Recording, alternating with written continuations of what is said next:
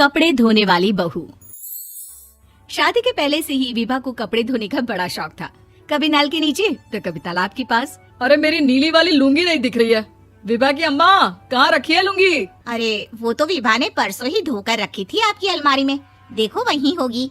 वो ना मैंने आज धो दी, मुझे लगा कि गंदी हो गई होगी। अरे कैसे गंदी हो गई थी? उसे तो मैंने पहना भी नहीं। हे भगवान, इस लड़की के कपड़े धोने की आदत से परेशान हो गया हूँ मैं। जितना तो घर में राशन नहीं आता उससे कहीं ज्यादा डिटर्जेंट पाउडर का खर्चा है। इसकी शादी करवा दो, शादी जाए अपने घर में ही करे काम, फिर चाहे घर के कपड़े धोने हो या पूरे गांव के। हाँ ठीक बोल रही हूँ, देखता हूँ मैं कोई लड़का। वो दिन भी आ जाता है जब विभा को देखने लड़के वाले आ जाते हैं। लड़की मुझे अच्छी लगी। होने वाली सास कहती है, बेटी अगर कुछ पूछना है तो पूछ लो। वैसे तो हमारी लड़की बहुत ही शर्मीली है, जो बोल दो वो मान लेती है, इसे क्या पूछना होगा। अरे कैसी बात कर रही हो माँ, मुझे इन लोगों के घर रहना है, सवाल तो कई है। हाँ हाँ बेटा पूछ लो ना, क्या पूछना है। आप लोगों के घर कपड़े कौन धोता है? सास का मुंह बन जाता है। देखो अगर तुम ये कहना चाहती हो कि तुम्हें कपड़े धोने नहीं आते तो सुन लो, कपड़े मैं ही धोती हूँ, लेकिन तुम्हारे आ जाने के बाद मैं रुमाल तक नहीं धोऊंगी। अरे चुप रहना भाग्यवान, बहू बेचारी घर आई नहीं, उसे डराना शुरू कर दिया। वो क्या है ना बिटिया, अभी तक तो ये कल्लू की माँ ही धोती थी, लेकिन अब तुम्हारे पापा तो दहेज में वॉशिंग मशीन देंगे ही।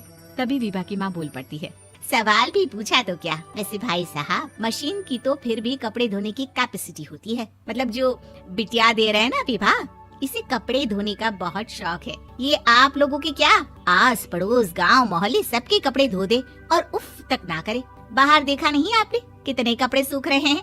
सब हमारी बिटिया ने ही तो धोए हैं। बस भी करो ना माँ, शर्म आ रही इतनी तारीफ सुनकर।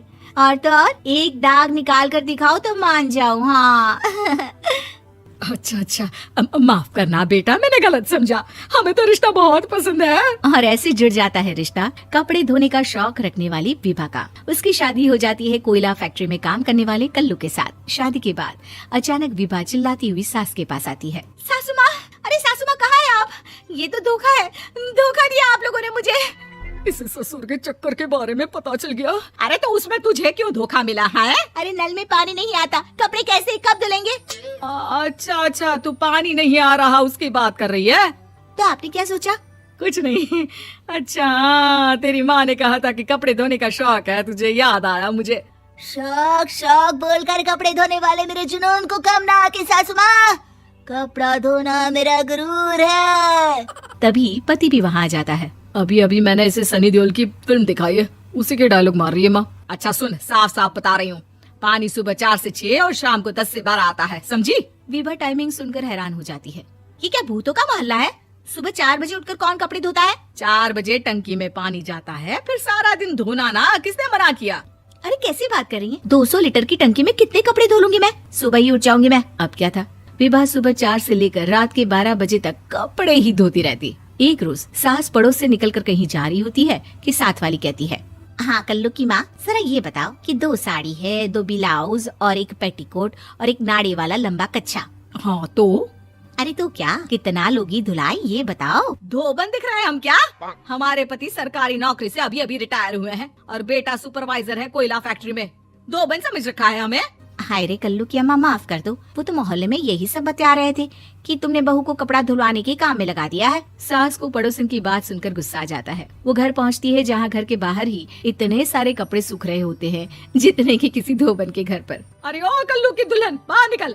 माँ जी यहीं आ जाओ, बाथरूम में चादर धो रहे हैं हम। अरे अभी हम धोते हैं, तुमको बाहर निकलो। ये आस पड़ोस वाले बोल रहे हैं कि हम बहू से कपड़े धुलवा कर उसे कपड़ा धोने वाली बना दिए हैं। अरे छोड़ो ना माँ जी, किन लोगों की बातों में आती हो? आस पास के लोगों का तो काम ही होता है कि वो किसी तरह सास बहू को लड़ा दे। बहू सारे घर के कपड़े धोती है, ये क्या कम है? बोलिए। सास को भी लग जाता है कि वो बहू का ये सनकीपन नहीं छुड़वा सकती, इससे अच्छा है कि खुद ही चुप हो जाए।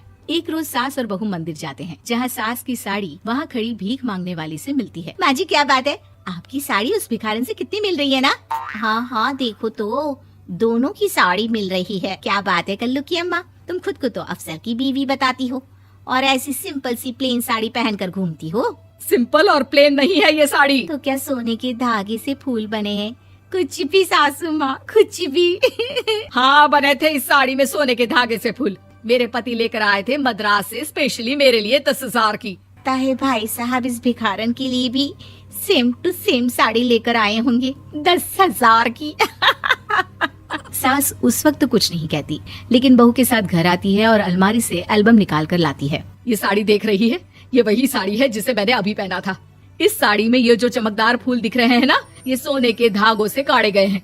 लेकिन तू लोकल वॉशिंग मशीन ब्रश से घिस घिस कर सारे फूलों को निकाल कर साड़ी प्लेन कर दी। मुझे माफ कर दीजिए सासू माँ। और तो और, जब मैंने तुझे तेरी गलती के लिए कुछ नहीं कहा, लेकिन तूने तो सबके सामने मेरा मजाक ही बना दिया। क्यों? बहू को समझ में आ जाता है कि अब से उसका कपड़े धोना बंद।